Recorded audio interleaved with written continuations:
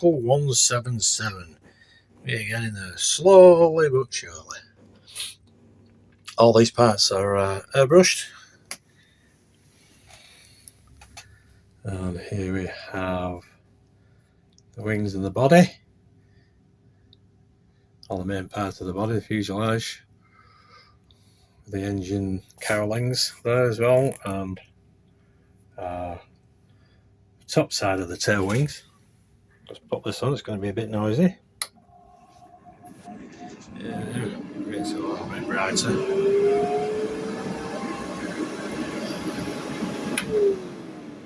That's just one coat of dark green. Got to put a black green on these parts next, and then we have the underside of the wings where I've got to put the camouflage on, which will be next. That's it for now.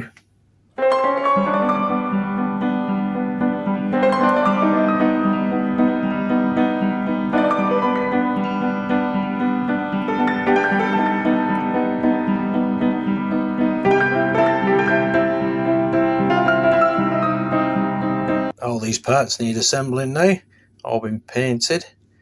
The propellers were the propeller blades, you should say, were the last to be painted. The camouflage has come off better than expected. I can't actually emulate how it looks on the box. I did buy an acrylic pen, but that didn't come off for me. I wasn't happy with it, so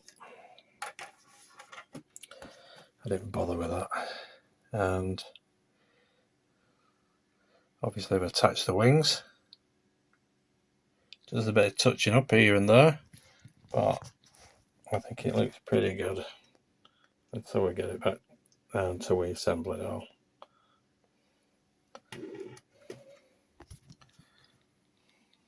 I think I've missed a part there. A couple of small ones. They can be hand brushed. I have to varnish it, put the decals on it. I've bought some wash as well.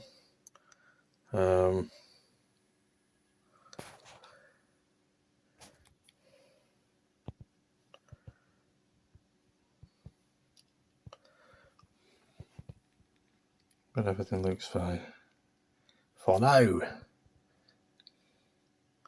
Excellent.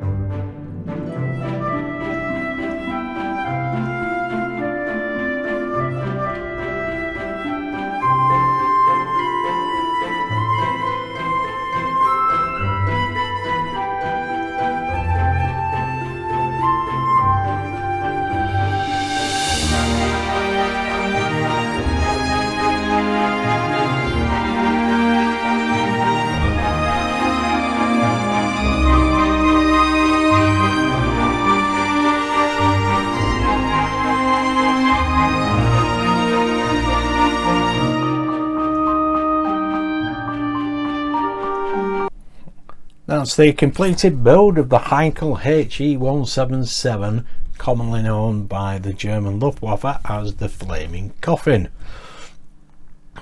The German heavy dive bomber the Luftwaffe hated. I haven't done any weathering on it as such as yet, but this has got all the decals on. Everything that needs to be applied has been applied. Got a coat of varnish, as you can see. I think everything's turned out alright in the end.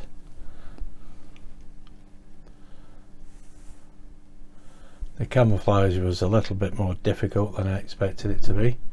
I'm not sure whether it was just the limitations of my airbrush, the nozzle I was using, so I'm going to have to order a different nozzle if I want to get smaller blotches than these. These were difficult enough to do as it is, but it's come off alright in the end. Well, there we go, the Flaming Coffin. I had a look up at the history of this plane, and obviously the reason why it was called the Flaming Coffin was due to a lot of engine problems on board fires. Probably more had mechanical failure and engine failure than was actually shot down by the Allies, but it was designed to be a dive bomber, much larger than the Stuka, and basically it went back to the design board over 5 years and was finally, I don't think they ever used it as a dive bomber because it just wasn't good enough. I don't think they had the technology for it, for such a big plane to become a dive bomber. I think they ended up perfecting or improving the bomb sights in the end, but nobody particularly liked it, but they stuck with it. Anyway, I'm quite pleased with it. If you did like that, give us a big thumbs up, subscribe, hit that notification bell, and have a look at my other videos. Thanks for watching. See you soon. Bye.